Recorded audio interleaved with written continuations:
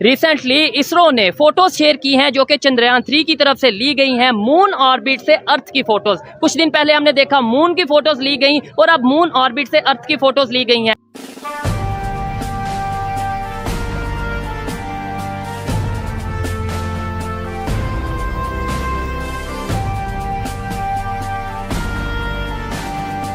बात की थी चंद्रयान 3 के लॉन्च होने की, फिर हमने बात की चंद्रयान 3 के मून के इमेजेस भेजने की। अब हमारे पास बड़ी अपडेट आ रही है कि चंद्रयान 3 ने मून से अर्थ की पिक्चर्स भेजी हैं। क्या भारत के अंदर मुझे नहीं पता कि वहाँ के लोगों को कहते हैं कि भाई बहुत बड़ी अपने आप को उनको वर्ल्ड पावर बनने का एक वो है जहन में, उनके कहते हैं ना कि खन्नास भरा हुआ है और वो अपना मुकाबला चीन से करते हैं, वो अपना मुकाबला एक हेजेमनी वो चाहते हैं कि इस पूरे खत्ते में इस्टेब्लिश करके रखें। उनके लोग देखो और उनके लोग क्यों तरक्की कर रहे हैं, डेवलपमेंट क्यों कर रहे हैं। उनके बच्चों में ये ज़हन साजी नहीं होती कि हमारा दुश्मन है पाकिस्तान, उनसे लड़ो, उनसे हमने ये जंगें करनी है, ये करनी है, वो करनी है। उनके माइंड सेट ही ऐसे नहीं होते। हमने हमेशा ह्यूमैनिटी की बातचीत की और जब तक इंडिया रहेगा, जब तक सूरज चांद रहेगा, हिंदुस्तान का नाम रहेगा और ह्यूमैनिटी का काम रहेगा।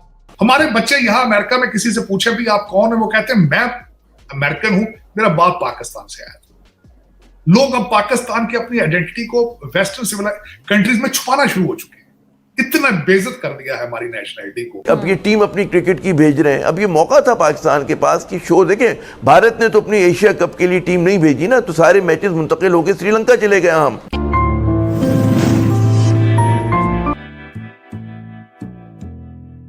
तो ये अगर make in Pakistan make in India हो तो तार साहब, डू यू थिंक अगर हाइपोथेटिकली स्पीकिंग, ये बहुत बड़ा हाइपोथेटिकल मैंने कह दिया है कि खिता ग्रो कर सकता है, चीजें बेहतर हो सकती हैं, साथ में बांग्लादेश भी अटैच हो जाए, साथ में श्रीलंका भी हो, तो ये do you find any prospects for this sir? Make in Pakistan बिल्कुल हो सकता है, क्यों नहीं हो सकता? अगर आप बिल अपनी बनाए तो क्यों नहीं हो सकता? अगर लेकिन मैं दूसरी साइड में बताना चाहूंगा, इंडिया के अंदर उनकी गवर्नमेंट पूरी कैंपेन चलाती है, पूरी कैंपेन। मैंने खुद यहां CNN के ऊपर एड्स देखी हैं मेक इन इंडिया की, क्रेडिबल इंडिया की कैंपेन देखी है मैंने, टूरिज्म को प्रमोट करते मैंने CNN पे अमेरिका के अंदर एड देखी। आपको अपने डिप्लोमेटिक मिशंस को परफॉर्मेंस बेस इंस्टीट्यूशन बनाना होगा। आपको वहां पे क्वालिटी वाले लोगों को भेजना होगा बजाय सिफारिशी लोगों के। और दूसरा मैं इसमें ये कहना चाहूंगा कि इस वक्त पाकिस्तान का, जिस तरह मैंने आपको number 1 problem law and order है, दूसरी पॉलिटिकल इंस्टेबिलिटी है, और तीसरा आपकी सीरियसनेस। और वो किस तरह जान छूटेगी? वो जान इस तरीके से छूटेगी जब आप पाकिस्तानी लोगों को लेकर आगे आएंगे। अभी तक आपकी सिर्फ जो रूलिंग एलीट है वो सारे इंपोर्टेड है, उनकी तालीम भी बाहर की है, उनके बच्चे भी बाहर हैं, उनका माइंड सेट भी बाहर है, और वो ही एक कैंसर है पाकिस्तान के लिए बन चुके हैं, क्योंकि वो लोकल ना मौसमों को समझते हैं, ना मिजाज को समझते हैं, ना जरूरतों को समझते हैं, ना जस्टिफाई कर सकते हैं। इस वक्त मैं जिस तरह मैं पहले हमेशा को मिसाल देता हूं, मैं हैरान होता रहता हूं। डॉक्टर जयशंकर साहब के देखें, कई दफा उन्होंने कपड़े उनके बिल्कुल भारत का, उन्होंने बेस कोट पहना होता है, नीचे उनका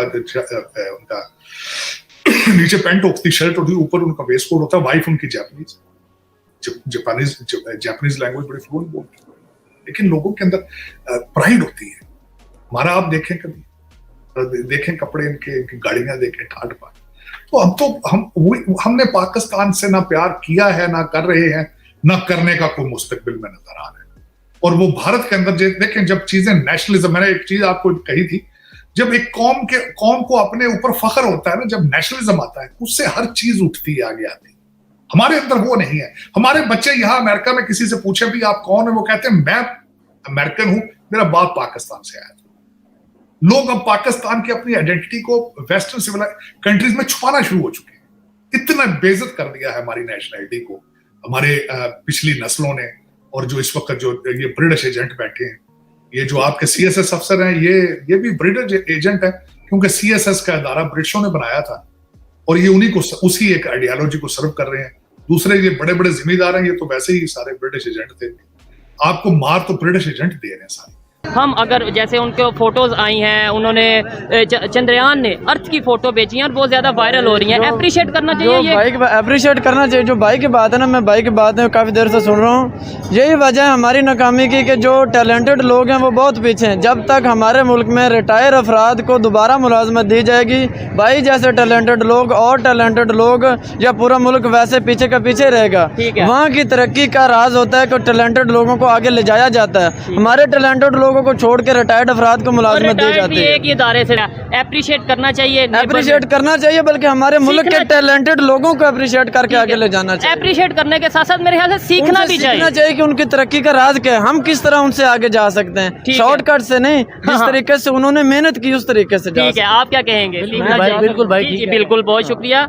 ठीक है, अच्छा आप वाइंड अप हम यहाँ पे करते हैं। क्या कहेंगे, हमें क्यों नहीं हम सीखते, हम क्यों नहीं अभी भी यही माइंड बना के बैठे हुए हैं कि भाई नहीं नहीं उनकी तो बात नहीं करनी, जो उसकी बात करेगा वो गद्दार है। भाई सीख लो ना, तो उन्हें कोई फ़ायदा है हम अगर उनकी तारीफ करते हैं ना हमें है सच, लेकिन फ़ायदा हमें हमारे पाकिस्तान को होगा कि भाई हम भी डेवलपमेंट की तरफ जाएं। यार असल में पिछले 75 सालों से 76 सालों से हमारे जहनों में इन्होंने यही बात बिठाई हुई है, वो दुश्मन है और हम लड़ रहे हैं। बस हमारे जहनों में ये, हम ये अच्छी चीज़ें देख ही नहीं रहे। उनके लोग देखो, और उनके लोग क्यों तरक्की कर रहे हैं, डेवलपमेंट क्यों कर रहे हैं। उनके बच्चों में ये ज़हन साजी नहीं होती कि हमारा दुश्मन है पाकिस्तान, उनसे लड़ो, उनसे हमने ये जंगें करनी है, ये करनी है, वो करनी है। उनके माइंड सेट ही ऐसे नहीं होते। और हमारी दूसरी सबसे बड़ी वजह यह है कि पॉलिटिकल स्टेबिलिटी नहीं है। हमारी पॉलिटिकल स्टेबिलिटी वो जब होती है जब एक डेमोक्रेटिक हुकूमत होती है। जब वो वहाँ पे अगर देखें कोई आज तक कोई ऐसा प्राइम मिनिस्टर नहीं जिसने अपना टेन्योर पूरा ना किया, और यहाँ पे कोई ऐसा नहीं जिसने पूरा किया। बिल्कुल ऐसे ही है, किसी को पूरा होने नहीं देते जी। आपको भी पता है, मुझे भी पता है, कौन नहीं पूरा होने देता। हमने बात की थी चंद्रयान 3 के लॉन्च होने की, फिर हमने बात की चंद्रयान 3 के मून के इमेजेस भेजने की। अब हमारे पास बड़ी अपडेट आ रही है कि चंद्रयान 3 ने मून से अर्थ की पिक्चर्स भेजी हैं। क्या कहेंगे इस बारे में, कहां तक पहुंची है खबर और हिंदुस्तान में कितना वावेला हो रहा है इसका? नहीं, इस पे तो कहीं वावेला नहीं होना चाहिए, सबको खुश होना चाहिए। देखिए कहाँ पहुंच गई ह्यूमैनिटी, है ना। इसको सिर्फ हिंदुस्तान और उसके नज़र से ना देखें। स्पेस में तो हम सब इंसान है ना, वहाँ पर तो कोई लॉज नहीं लगते हैं, मतलब जो हमको डिवाइड करे।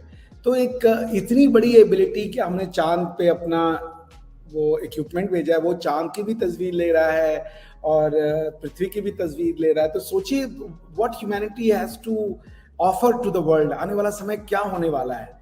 हमारी पृथ्वी की रिसोर्सेज खत्म हो रही हैं, हम 8 बिलियन हैं। आने वाले समय में हम I don't know how much we will grow. और ये हर कोई जानता है कि ह्यूमन पॉपुलेशन जिस रेशियो से ग्रो कर रही है, उस तरीके से हमारे वो तो ग्रो नहीं कर रहे हैं जिनको आप रिसोर्सेज कहती हैं। तो this is a giant leap in the space for the humanity, by the humanity and of the humanity. तो ये, और इंडिया तो देखिए, इंडिया क्यों इंडिया है। दुनिया में बहुत से देश हैं, बहुत सी सिविलाइजेशन है। इंडिया की खास बात क्या है? इंडिया की खास बात यह है कि इंडिया ने कभी अपनी बात की ही नहीं। जो ट्रूली यूनिवर्सल बात करने वाली यदि कोई फिलॉसफी है, वो भारतीय फिलॉसफी है। हम तो शुरू से सबकी बात करते रहे, हमने सिर्फ अपनी बात कभी नहीं की कि तुम इंडियन हो तो तुम्हारा भला होगा, तुम इंडियन नहीं हो, फिलॉसफी नहीं मानोगे तो भला होगा। हम तो कहते रहे जो इंडियन, जो वैदिक है, जो नॉन वैदिक है, सबका भला होगा, क्योंकि वो तो इंसान है at the end of the day. So Bharat ने हमेशा इंसानों की बात की है।